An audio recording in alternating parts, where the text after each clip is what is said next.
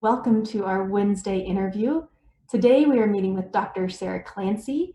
She is an occupational therapist and has her PhD in infant and early childhood development with a specialty in infant mental health. She is a partner with Sage Home with the Institute for Human Development. Welcome, Sara. Thank you. I'm glad to be here. Yeah. Well, first off, can you tell us a little bit about what the Institute for Human Development is? Absolutely. Institute for Human Development, or IHD, is an institute on the campus of NAU, or Northern Arizona University, and we work to improve access, attitudes, and inclusion for people with disabilities. And IHD houses a number of different projects. Two that I'm involved with are early intervention program on the Navajo Nation. It's called Growing in Beauty. And we serve families with children ages 0 to 3 who have some type of developmental delay or disability. And the other program I'm involved with is the Interdisciplinary Training Clinic. And we bring together professionals from different backgrounds to do a comprehensive evaluations with kids from around Northern Arizona. And those professionals include OT, speech, psychology, and a developmental pediatrician who comes all the way from the U of A to serve kids here.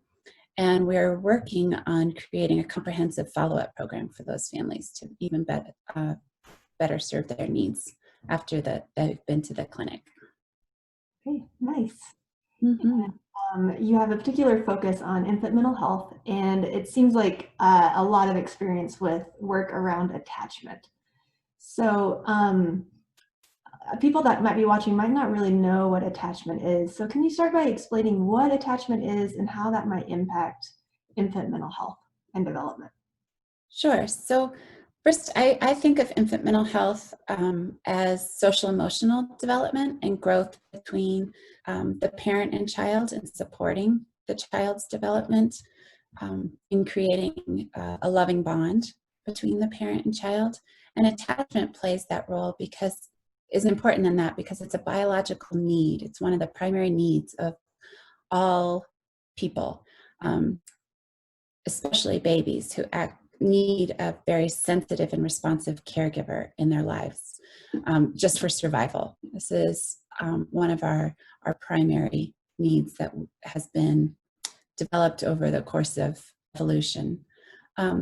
But attachment is important because not only does it create a strong bond between the parents and their child, or the caregivers and their children, but it influences brain development and development in all other areas of life, including communication, cognitive development, adaptive skills, motor skills, social emotional skills.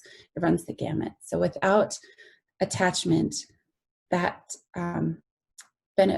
developmental trajectory may be altered for a child or an individual.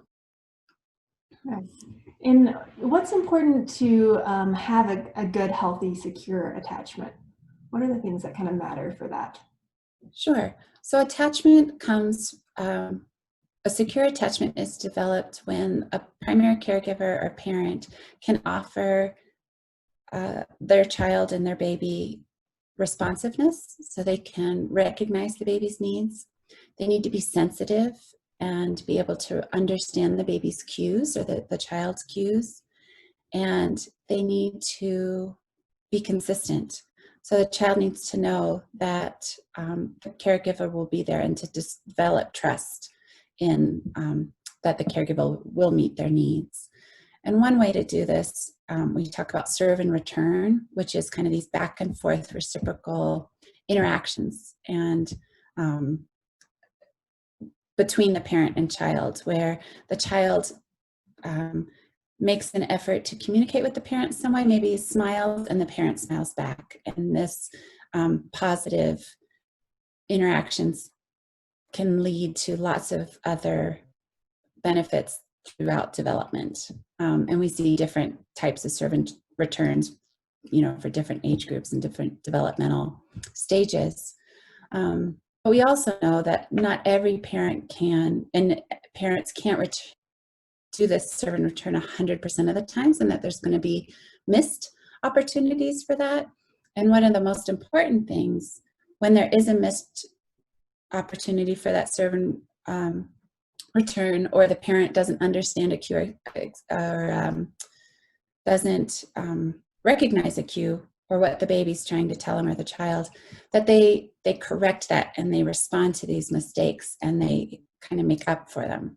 And that's important because then the baby, there's a repair there. That's one of the most important pieces of any relationship if there's miscommunication. So it's serve and return, but also understanding that you can't be on your game 100% of the time. And so those repair scenarios are just as important as recognizing the cues appropriately or correctly each time. Great. So attachment, the baby is really adapting to the environment that they're in, and parents can be taught to foster a healthy attachment with their babies through different supports and systems. So my question is, how can Sage Home support healthy family attachments, and how can the idea of a system help support a parent-child attachment relationship and bonding? Well, I think we need to think of the system helping the parent, and Sage Homes would be providing safety and security for the parents, as well as helping them take care of other basic needs. And when a parent's needs are met, and then that offers them the capacity, and that helps them create regulation in their own lives and taking care of their own, offering them self-care and decreasing their stress responses to things. So then that in turn enables them to help their babies. And when a parent is regulated, they can regulate their children. And that's when we get to see these serve and return reactions and these positive, consistent caregiving routines established. Without the parent being supported by different systems, then they're just too stressed to be able to meet their baby's needs in a way that's beneficial for the baby or child. And it's kind of like all of us just kind of need this hierarchy and needs met before we're able to offer support to others. And so I think that's where Sage Homes is really important for these parents, to offer them that base and foundation for their own regulation and security. And so then that filters down to their children and creating positive caregiving responses. Great. Yeah, it reminds me a little bit. Last week we interviewed Dr. Emery Eves, and she was talking about health equity and how some families just need more support. And when they get more support and they have that safety and security, then they're not as overwhelmed, and they're able to be more present for their children. Right.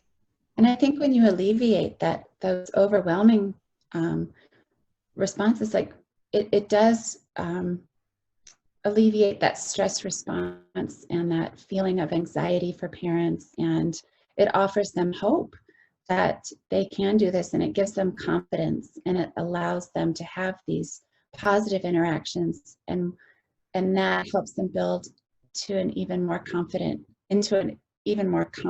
role as a parent. And it just creates this ongoing feeling and as for the parent that they can do it, and it really helps them establish a new role for themselves and seeing themselves in a positive way with their children.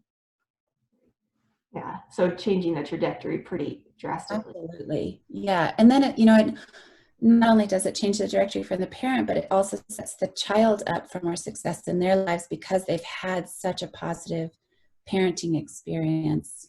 It changes their trajectory too, and it helps stop that cycle that we often see for kids whose parents have been stressed and have had health disparities. Mm-hmm. Well, thank you. That was a wonderful explanation. We're going to connect some links to if people want to learn more about the serve and return and learn more about toxic stress to this interview. So if you're watching this, please click and follow Sage Home. We're going to continue interviewing more of our partners and more of our community connections as the weeks go on. So Dr. Clancey, thank you so much again, and I look forward to working with you more in the future. I'm looking forward to working with Sage Homes too. Thank you, Marka, and thanks for this opportunity.